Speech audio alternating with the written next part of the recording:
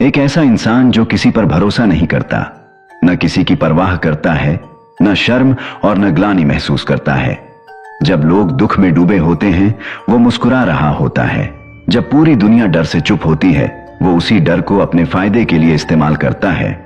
सबसे चौंकाने वाली बात यह है कि लोग ऐसे इंसान को अपना लीडर मान लेते हैं, उसकी बातों पर भरोसा करते हैं और अंधेरे में भी उसके पीछे चलने लगते हैं। सवाल यह है, क्या इंसानी जज्बात उसकी सबसे बड़ी कमजोरी बन जाते हैं? और जिनके अंदर ये भावनाएं नहीं होती, क्या वही सबसे ताकतवर बनते हैं?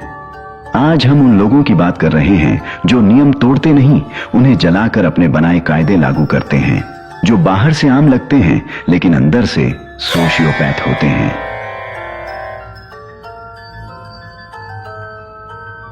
सोशियोपैथ, ये शब्द सिर्फ खतरनाक इंसान के लिए इस्तेमाल नहीं होता, बल्कि ये एक गंभीर मानसिक अवस्था होती है जिसे साइंटिफिक भाषा में एंटी सोशल पर्सनैलिटी डिसऑर्डर कहा जाता है।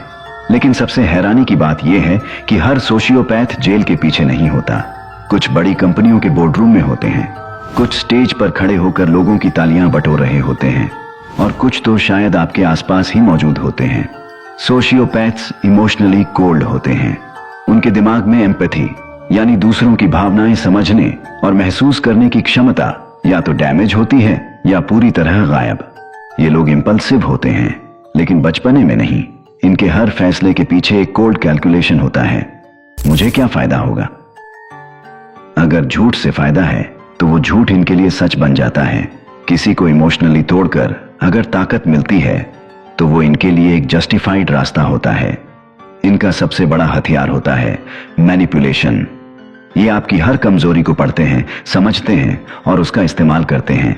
उनका चार्म नकली होता है लेकिन इतना असरदार कि लोग उसे असली समझ बैठते हैं। और सबसे खतरनाक बात, ये लोग नियमों से नहीं चलते बल्कि अपने खुद के नियम बनाते हैं, और इसी वजह से कभी कभी किंग नहीं, किंग मेकर बन जाते हैं।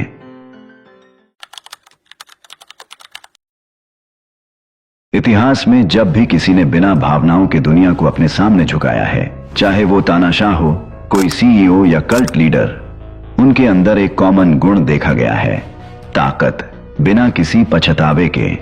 हिटलर सिर्फ भाषण नहीं देता था, वो जर्मन जनता के गिल्ट और टूटी पहचान को समझकर उसे अपने मिशन में बदल देता था। उसके पास जरा भी सहानुभूति नहीं थी, लेकिन उसका स्ट्रेटेजिक चार्म बहुत असरदार था।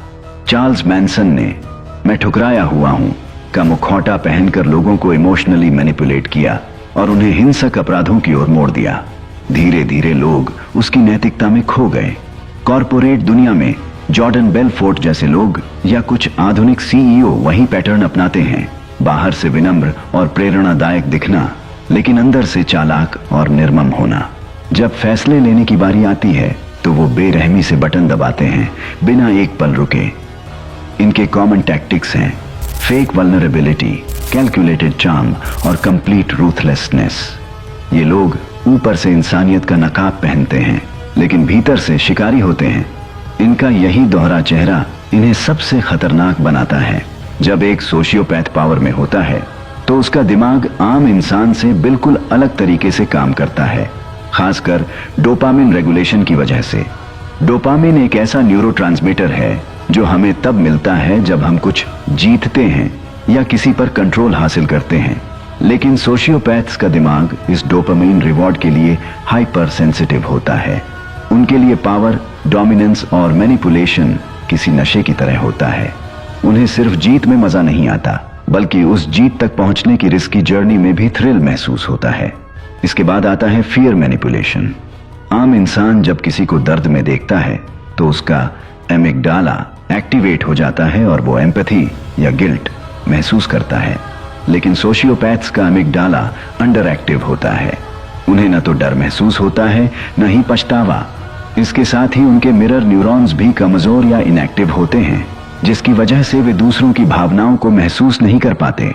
उनके लिए इंसान इमोशनल बीइंग्स नहीं बल्कि वेरिएबल्स होते हैं जिन्हें मैनिपुलेट किया जा सकता है। जितना ज्यादा केओस हो उतनी क्लैरिटी उनके दिमाग में होती है। वे ब्रेक नहीं लगाते, सिर्फ एक्सेलरेटर दबाते हैं। एक आखिरी बात, हर चमकता हुआ चेहरा लीडर नहीं होता। कभी कभी सबसे ठंडी आंखों के पीछे छुपा होता है सबसे बड़ा केओस। क्योंकि जो लोग कुछ फील नहीं करते वो किसी भी हद तक जा सकते हैं। No breaks, no guilt, just power.